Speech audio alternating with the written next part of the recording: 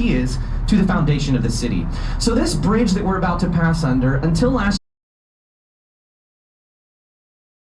bridges around the world, and that's because the city was instrumental in creating some of the technology and the innovations that these bridges take advantage of. So a lot of them will split in the center and right wavy looking, covered in different shades of blue and green glass. This is the stunning St. Regis. It's a high-end residence and hotel, finished about a year ago by an architecture firm led by a woman.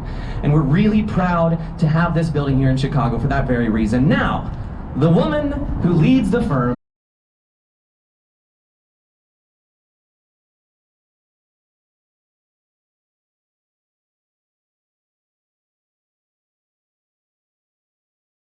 River to the Mississippi River system, finished on January 2nd, 1900, which was a nice little gift for Chicago in the new century.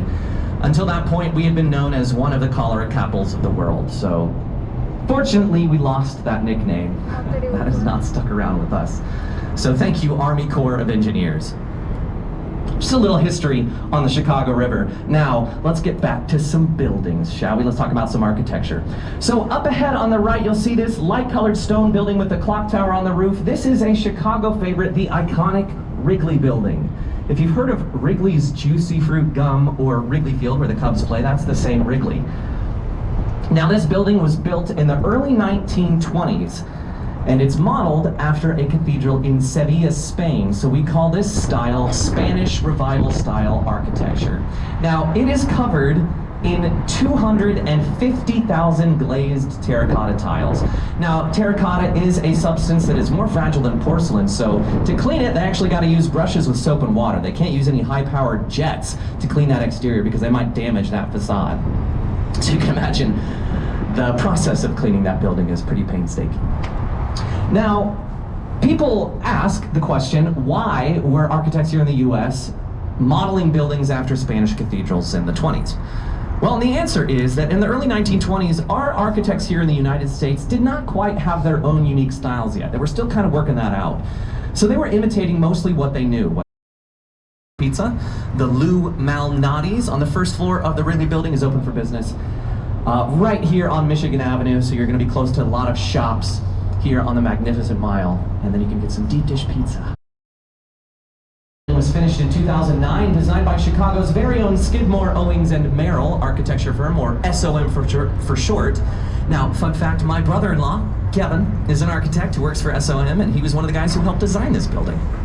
And this is a fantastic example of a style of construction we're going to talk about on the river today called contextualism. And let me explain how that style works. So, you see the three patio setbacks at different heights, 1, 2, 3.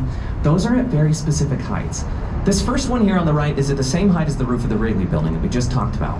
That one on the left, same height as the roof of that rocket-shaped looking building across the river. And then that one all the way up there on the right is at the same height as the roof of this black boxy building that you're going to see come into view on the other side of the building. And again,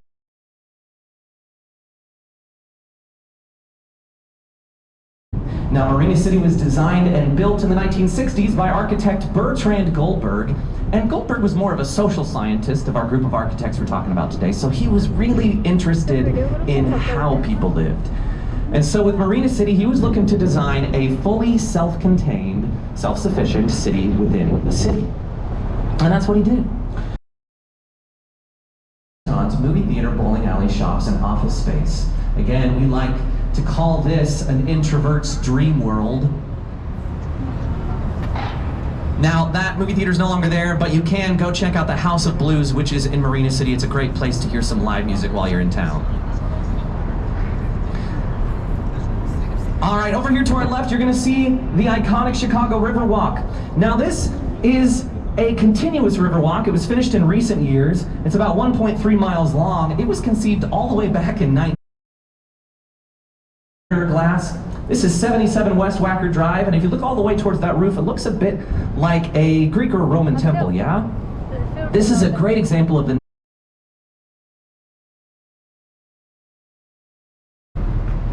The Chicago Transit Authority, or CTA for short, that's the group that runs public transportation here in Chicago. I'm a big CTA stan. That's how I get to work every day. Took the bus